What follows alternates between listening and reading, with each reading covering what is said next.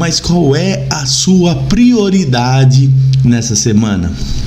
Eu sei que muitas vezes nós não temos, a grande maioria das pessoas não tem muito o hábito, não tem muito essa meta de colocar algo, um lugar, algo para se fazer.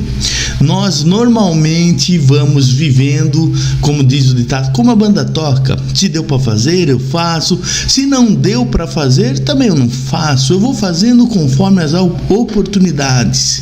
E muitas vezes isso acaba impactando negativamente em nossas vidas, porque aquele que não se planeja, aquele que não se organiza, acaba perdendo várias oportunidades, acaba perdendo várias coisas que ele poderia ser vivendo. Muitas vezes a gente não se planeja para nada, a gente não se planeja e vai vivendo.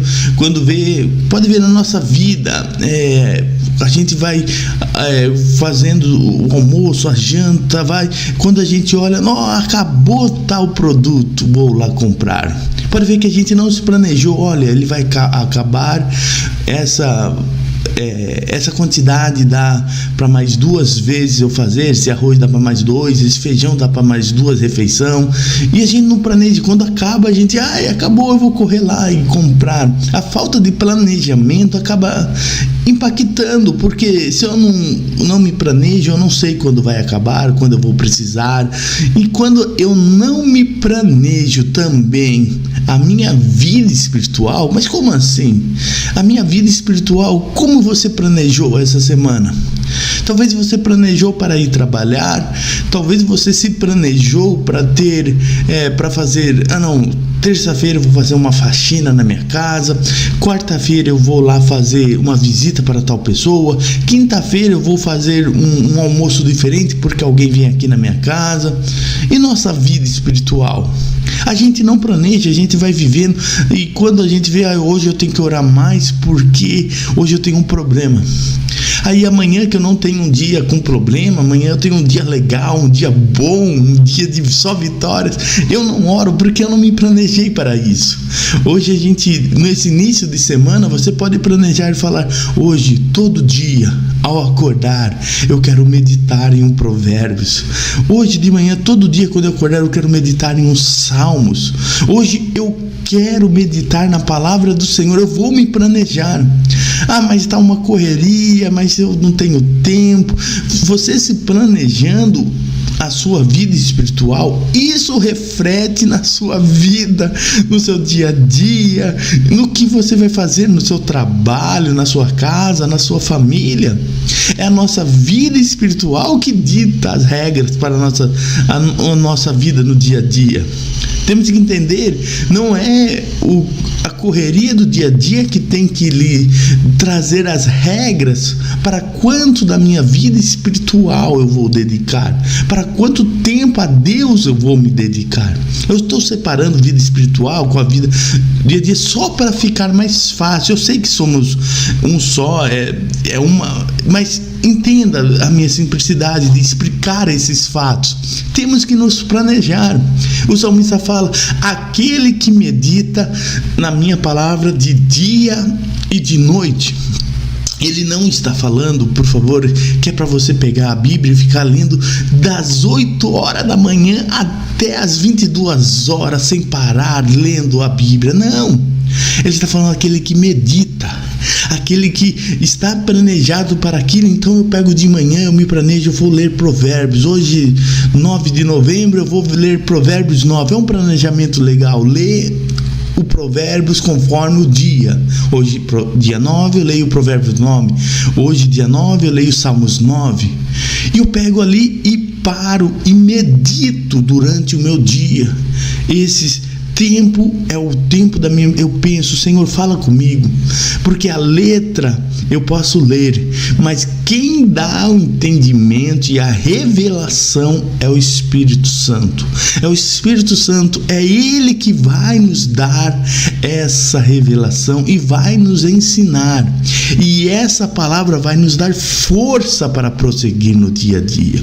Vai nos dar sabedoria de como agir no nosso dia, na nossa nossas tarefas, nas nossas funções, seja uma função como funcionário, como ali uma pessoa que está ali trabalhando, seja como um líder de uma empresa, seja como gestor, seja como um pai, como uma mãe, como um filho, como um estudante, como um professor, sei lá. A palavra do Senhor é o que vai dar sabedoria. Então coloque esse planejamento e a prioridade na palavra do Senhor, porque isso é muito fácil. É um clichê entre nós que somos cristãos, seja você católico, crente, evangélico, que é cristão, que acredita em Cristo. A gente fala, não, porque a palavra do Senhor é a melhor coisa, porque a palavra do Senhor. Mas qual é prioridade que devemos fazer?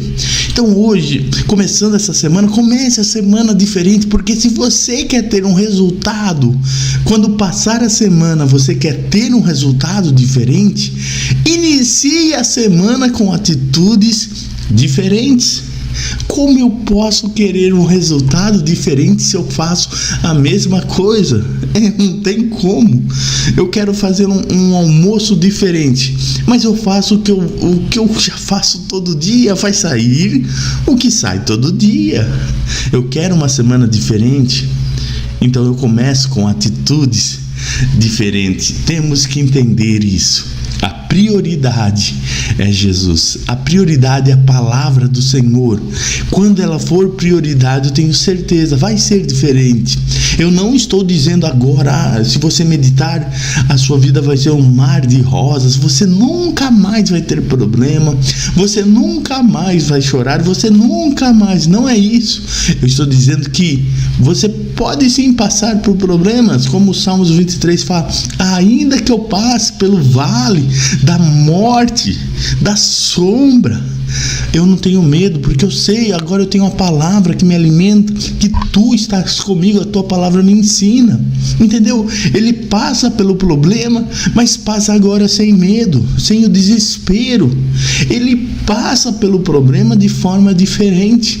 Nós queremos ser diferentes, nós queremos passar por essas situações diferentes. Eu não quero ficar com medo, eu não quero ficar mais desse jeito, eu não quero mais ficar com esses vícios, eu não quero ficar mais com esse pecado, eu não quero ficar mais com várias coisas. Mas o que fazer? Comece a mudar as pequenas atitudes do seu dia a dia. Se planeje. A gente tem que se planejar. Uma pessoa que vai começar a fazer um exercício físico, ele se planeja, ele acorda um tempo mais cedo, ele se planeja o que ele vai comer, ele faz todo um planejamento para ao final, a um tempo, ele ter o resultado positivo. Se queremos ter esse resultado positivo em nossa vida espiritual, que vai refletir em tudo que a gente faz, devemos também ter esse planejamento no Senhor. Essa tem que ser a nossa prioridade. Se eu quero viver algo novo, eu não posso apenas esperar. Às vezes o nosso erro está aí. Eu fico esperando. Eu espero em Deus. Isso é muito bom, você esperar em Deus. Eu espero poder viver algo novo em minha vida, viver uma nova experiência, viver algo diferente, viver algo, sabe, eu sair dessa rotina. E eu fico esperando de uma maneira que, como eu não precisasse fazer nada. E esse é um grande erro.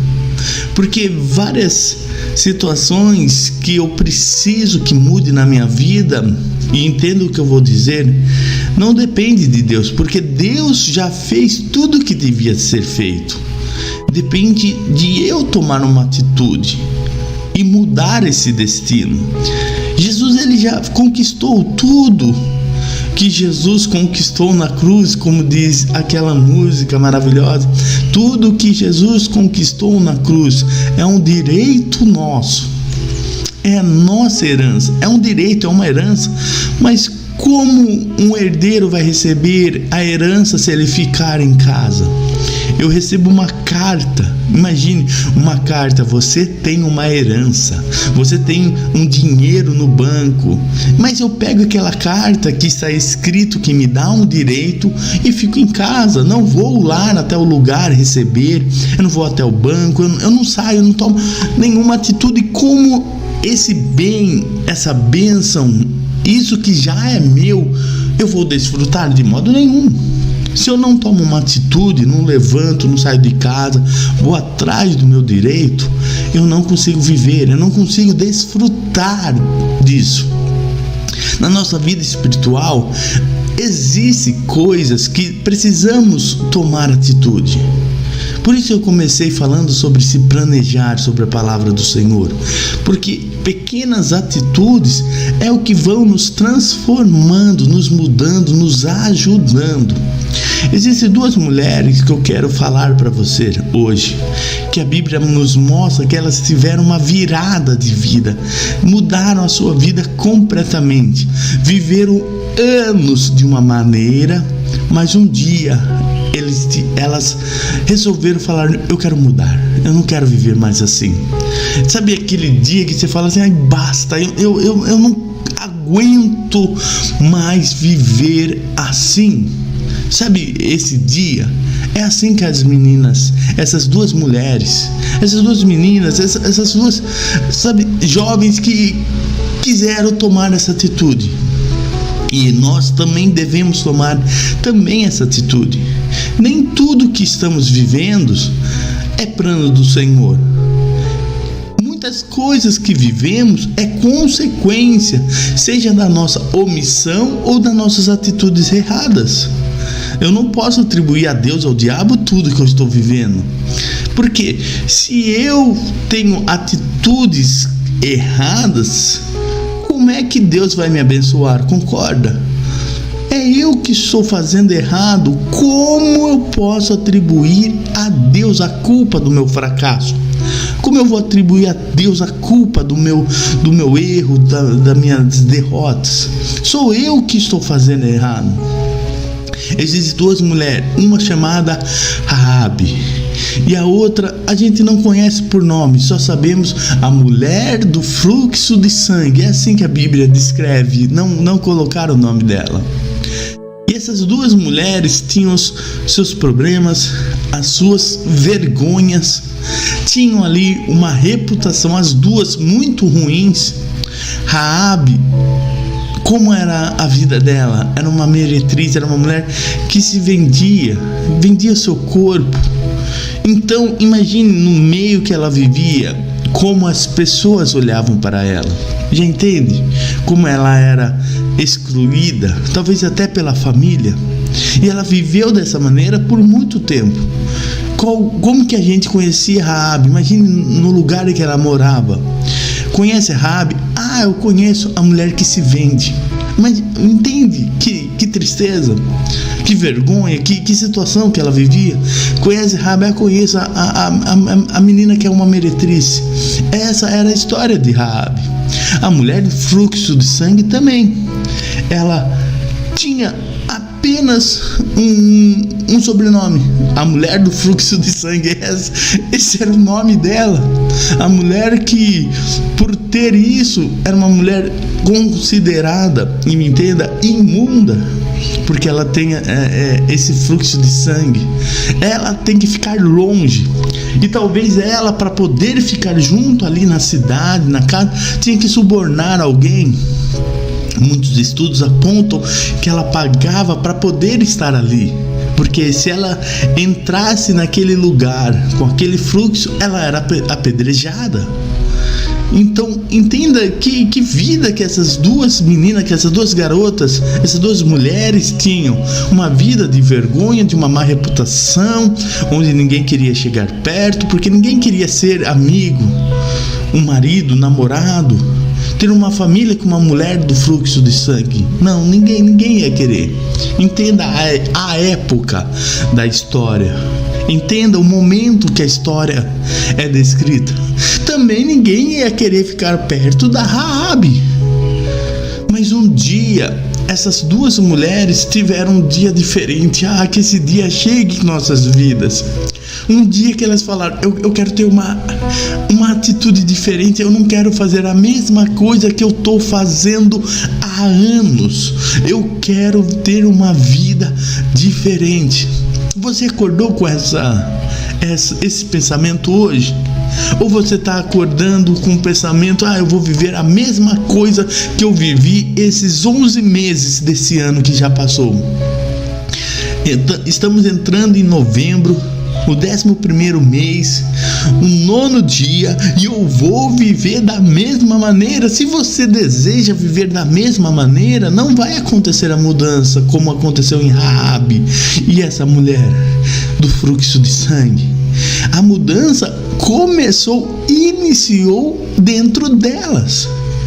Dentro do coração, uma vontade, e essa vontade vem de Deus que está dentro de você. Sabe, quando você para um momento, você para meditar, para pensar, você fala assim: o que eu estou fazendo da minha vida? Como que eu estou levando a minha vida? Eu preciso de uma mudança. Eu preciso viver diferente, eu preciso ser diferente. Quando você tem essa vontade, pode saber, é Deus que está trabalhando dentro do seu coração. Ele está dando, porque o desejo e o efetuar vem do Senhor. É Ele que dá esse querer dentro de você, mas Ele não te obriga a você viver isso, entende?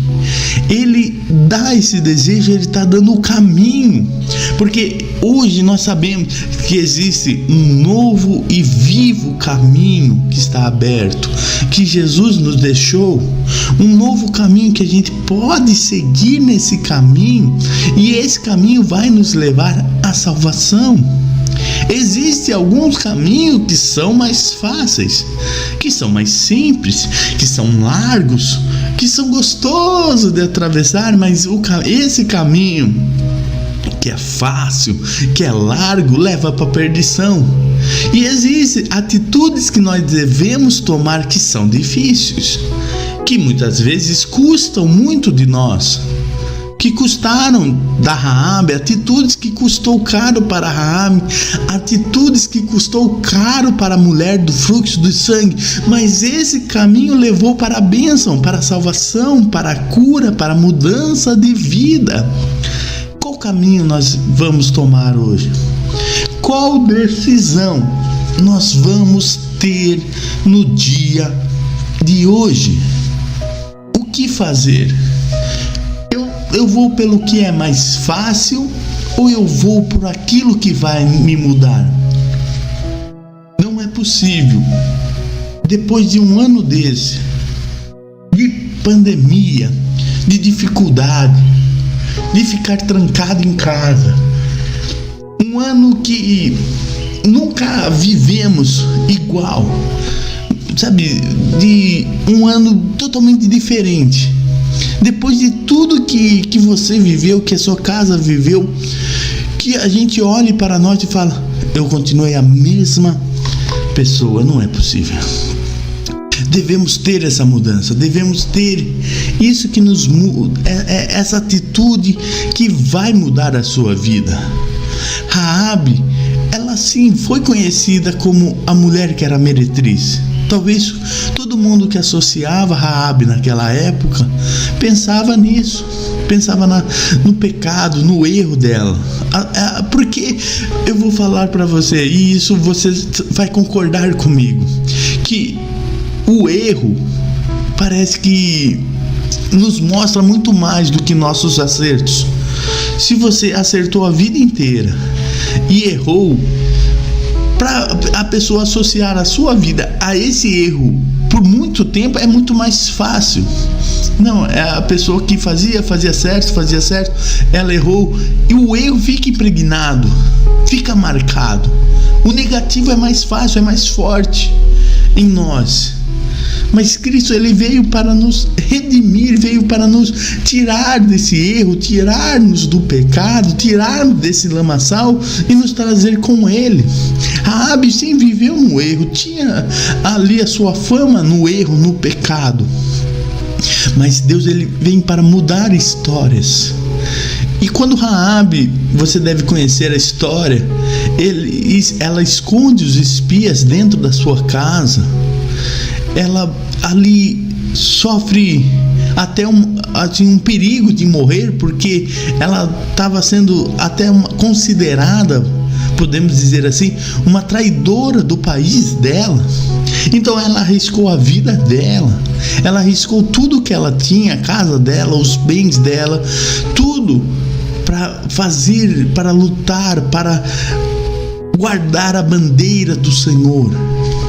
Quando ela muda a prioridade dela, de não dedicar-se ao pecado, de dedicar-se ao Senhor, aquilo que o Senhor ama, aquilo que Deus tem prioridade, Deus muda a vida dela. E a palavra que vem para Raabe é: tudo que tiver na sua casa será salvo. Tudo que entrar na sua casa vai ser poupado. Tudo que tiver, isso é maravilhoso, porque a salvação, essa atitude de Raabe, de guardar aqueles homens, guardar aqueles espias, de não entregar, porque Raabe podia muito bem, imagine só, entre os espias ali em Jericó, 2 homens para espiar, 2 espião, ela descobre, guarda ali dentro da sua casa para aqueles homens não morrerem. Imagine se ela entrega para as pessoas, para os líderes. Imagine ela saindo no cartaz: Raabe, a heroína, entregou os espias. Raabe ganhou uma recompensa, sabe, de que nós vemos em filmes antigos, recompensa. Esses eram os espias, tinha uma recompensa sobre a cabeça deles ali em Jericó. Elas se escondem e falam assim: não, eu não quero o prazer momentâneo, a glória momentânea, o reconhecimento momentâneo, eu quero aquilo que é eterno. Não troque aquilo que é eterno por um momento na sua vida. Eu sei aquilo que é momentâneo, aquilo que é no momento, às vezes é prazeroso, é bom, é mais confortável, mas é momentâneo. Raabe podia entregar e receber uma glória momentânea, mas ela se arrisca, ela faz mais, ela pensa no reino do Senhor e crê na palavra, que a atitude dela gera uma glória eterna, um peso de glória eterna nessa atitude. Se você ler Mateus capítulo 1, no versículo 5, ele vai dizer assim, ó: e Salmão gerou de Raabe, e Boaz gerou de Rute a Obed, e Obed gerou Jessé, e Jessé gerou a Davi, e o rei Davi gerou a Salomão. Olha aqui, que história. Ele aqui está falando em Mateus 1, se você meditar nesse texto, está falando da genealogia de Jesus Cristo. Como Jesus, da onde vem a família de Jesus? Aí começa Abraão, Isaac, Jacó, e começa a falar, e chega no momento que ele fala Raabe. Uma mulher que era conhecida por ser meretriz, uma mulher que era conhecida pelo pecado, uma mulher com todos os seus defeitos. Como ela tomou uma atitude, agora ela é lembrada por participar da genealogia de Jesus Cristo. Ela salvou a família dela, ela transformou o destino dela e da família dela, da casa dela, e recebeu um peso eterno na vida dela. Isso não é apenas para Raabe, isso não é apenas uma história, uma exceção. Nós hoje podemos impactar positivamente na nossa família.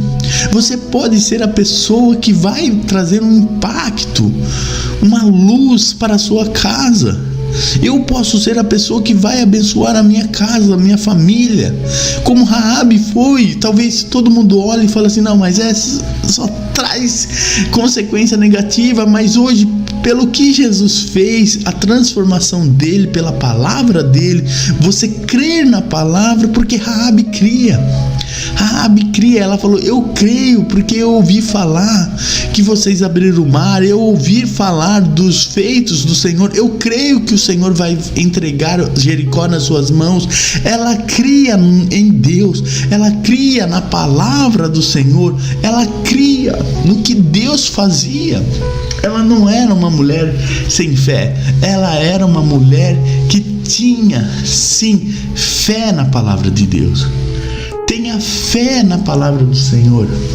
Tenha fé naquilo que Deus pode e vai fazer na sua vida.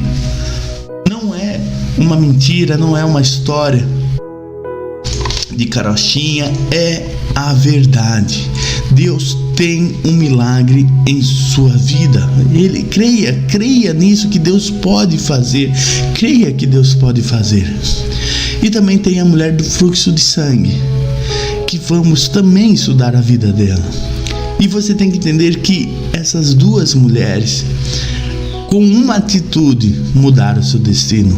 Raabe, foi maravilhosa a história dela, de uma vergonha para uma mulher muito lembrada como a que veio, uma mulher que veio da geração dela, o nosso Salvador. É maravilhoso como Deus muda destino, como Deus faz em nossas vidas.